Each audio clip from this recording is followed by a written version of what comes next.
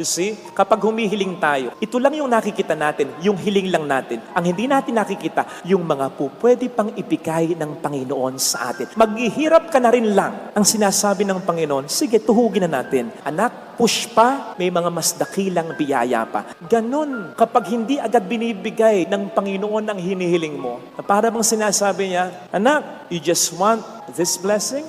Mas marami ang gusto kong iparanas sa iyong blessings. Tiyagaan mo pa. Ang gusto ng Diyos para sa atin is not just a good life, not even a better life, but the best kind of life. Kapatid, push! Kahit parang tahimik ang Diyos. Kasi kahit tahimik ang Diyos, may ginagawa ang Diyos. Psalm 121 verse 3, hindi natutulog ang Diyos. Kaya kahit tahimik ang Diyos, may ginagawang mabuti, may nilulutong maganda para sa iyo ang Diyos. And so kahit tahimik ang Diyos, push!